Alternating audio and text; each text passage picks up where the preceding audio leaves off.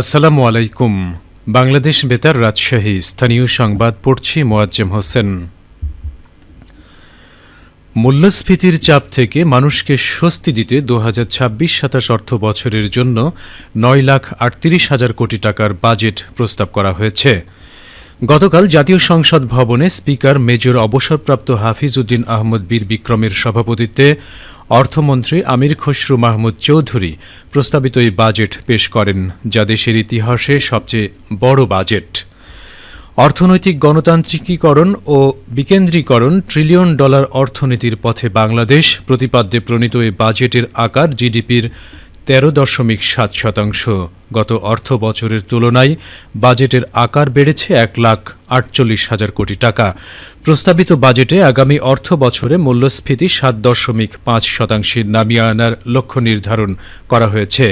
বাজেটে বিনিয়োগ বৃদ্ধি ও কর্মসংস্থান সৃষ্টিকে সর্বোচ্চ গুরুত্ব দেওয়ার পাশাপাশি কৃষি উৎপাদন বৃদ্ধি এবং বাজার ব্যবস্থাপনা শক্তিশালী করার ওপরও জোর দেওয়া হয়েছে। নিম্ন আয়ের মানুষের জন্য সামাজিক সহায়তা কর্মসূচি সম্প্রসারণের ঘোষণা দেওয়া হয়েছে। আগামী অর্থ বছরে মোট রাজস্ব আয়ের লক্ষ্যমাত্রা ধরা হয়েছে ৬,৯৫,০০০ কোটি টাকা। এর মধ্যে এনবিআরের মাধ্যমে ৬,০৪,০০০ কোটি টাকা সংগ্রহের পরিকল্পনা রয়েছে। বগুড়া শহরের যানজট নিরসনে শহরের ভেতর দিয়ে যাওয়া রেললাইনকে উড়াল পথে স্থানান্তরের পরিকল্পনার কথা জানিয়েছেন স্থানীয় সরকার, পল্লী উন্নয়ন ও সমবায় প্রতিমন্ত্রী মীর শাহে আলম। আজ দুপুরে বগুড়া প্রেস ক্লাবে সাংবাদিকদের সঙ্গে মতবিনিময় সভায় তিনি বলেন, সিরাজগঞ্জ বগুড়া ডুয়েল গেজ রেলপথ প্রকল্পের আওতায় রানীরহাট থেকে গাবতলী পর্যন্ত অংশে ঢাকার মেট্রো রেলের আদলে উড়াল রেললাইন নির্মাণের সম্ভাব্যতা যাচাই করা হচ্ছে। প্রতিমন্ত্রী জানান, শহরের ওপর দিয়ে ট্রেন চলাচল করলে রেলগেটের প্রয়োজন হবে না, যানজট কমবে এবং নিচের অংশ সড়ক হিসেবে ব্যবহার করা যাবে। আগামী সপ্তাহে প্রধানমন্ত্রীর সঙ্গে বৈঠকে এ বিষয়ে চূড়ান্ত সিদ্ধান্ত হতে পারে। মতবিনিময় সভায় বগুড়া বিশ্ববিদ্যালয় প্রতিষ্ঠা, বগুড়া উন্নয়ন কর্তৃপক্ষ ও ওয়াসা গঠন, নগরীর ড্রেনেজ উন্নয়ন এবং প্রেস ক্লাব সংস্কারের জন্য ১ কোটি টাকা অনুদানের বিষয়েও কথা বলেন প্রতিমন্ত্রী। সভায় সভাপতিত্ব করেন বগুড়া প্রেস ক্লাবের সভাপতি রেজাউল হাসান রানু এবং সঞ্চালনা করেন সাধারণ সম্পাদক কালাম। রাজশাহীর পবা উপজেলায় শিক্ষার্থীদের সৃজনশীল মেধা বিকাশ, বিজ্ঞানভিত্তিক চিন্তা ও উদ্ভাবনী ধারণাকে উৎসাহিত করতে স্টার্টআপ, বিজ্ঞান প্রকল্প ও ইনোভেশন আইডিয়া প্রদর্শন প্রতিযোগিতা অনুষ্ঠিত হয়েছে।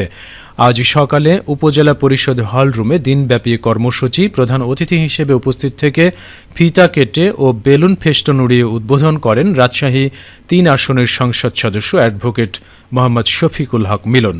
এই কর্মসূচিতে পবা উপজেলার বিভিন্ন শিক্ষা প্রতিষ্ঠানের ষষ্ঠ থেকে দ্বাদশ শ্রেণীর শিক্ষার্থীরা অংশগ্রহণ করে। এ সময় এমপি বলেন, বর্তমান সরকার শিক্ষা, স্বাস্থ্য ও সাধারণ মানুষের জীবনমান উন্নয়নকে সর্বোচ্চ অগ্রাধিকার দিয়ে একটি জনবান্ধব ও কর্মমুখী বাজেট উপস্থাপন করেছে। নিত্য প্রয়োজনীয় পণ্যের দাম মানুষের নাগালের মধ্যে রাখতে কর, শুল্ক ও ভ্যাট কমানো সহ বিভিন্ন পদক্ষেপ নেওয়া হয়েছে।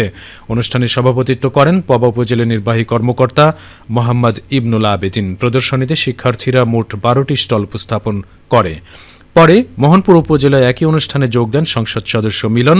সেখানে উপস্থিত ছিলেন মোহনপুর উপজেলা নির্বাহী অফিসার ফাতিমা বিনতে আক্তার। এদিকে মেধা, বিজ্ঞান, উদ্ভাবনের দেশ সবার আগে বাংলাদেশ এই প্রতিপাদ্য নিয়ে স্টার্টআপ, সায়েন্স প্রজেক্ট এবং innovation idea showcasing program Natore সদর উপজেলা পর্যায়ে অনুষ্ঠিত হয়েছে। আজ উপজেলা পরিষদের হল রুমে উপলক্ষে আয়োজিত উদ্বোধনী অনুষ্ঠানে ভার্চুয়ালি প্রধান অতিথি হিসেবে বক্তব্য রাখেন নাটোর ২ আসনের সংসদ সদস্য ও জাতীয় সংসদের হুইপ অ্যাডভোকেট রুহুল কুদ্দুস তালুকদার তুলু। নাটোর সদর উপজেলা নির্বাহী কর্মকর্তা মোহাম্মদ আজহার আলী অনুষ্ঠানে সভাপতিত্ব করেন। এ সময় প্রধান অতিথি বলেন, আজকের এই শিক্ষার্থীরা আগামী দিনে দেশ পরিচালনা করবে। কেউ সরকারি কর্মকর্তা, কেউ রাজনীতিবিদ হবে।